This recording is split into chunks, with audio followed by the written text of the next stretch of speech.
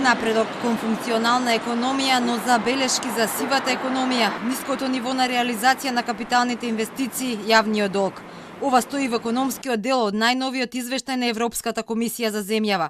Најголем ризик е ковид кризата. Препораките се владата да обезбеди фискален простор за справување со економските последици од пандемијата, да ја подобри наплатата на приходите во буџетот, подобро да управува со јавните финансии и да го стабилизира јавниот долг на земјава. Финансиските потреби поврзани со ковид кризата придонесоа за значително зголемување на нивото на долгот во првата половина на 2020 година.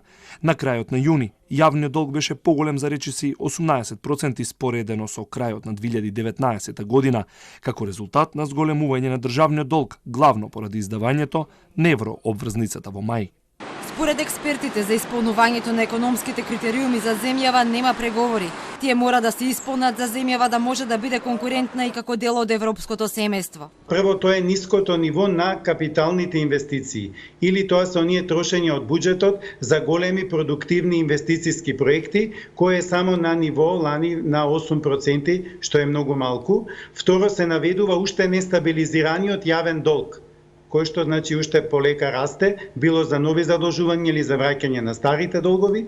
Натаму во ограничувањата се наведуваат на неколку места високото ниво од 18% на сивата економија, на неформалната економија. Според Филков, извештајот ги нотира и другите проблеми на економијата, како недостиг и одлив на квалификувана работна сила, недоволна продуктивност на трудот, ниската конкурентност на македонската економија.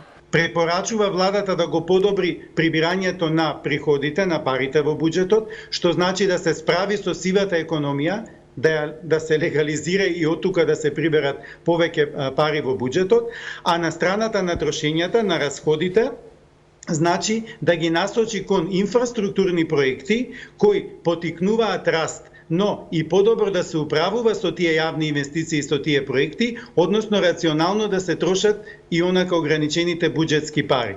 Европската комисија ни забележува и дека биле запрени реформите на даночниот и на пензискиот систем почнати во 2019 година. Во извештајот стои дека пред кризата се намалила невработеноста и неформалното вработување, но дека тој позитивен тренд веројатно ќе се промени.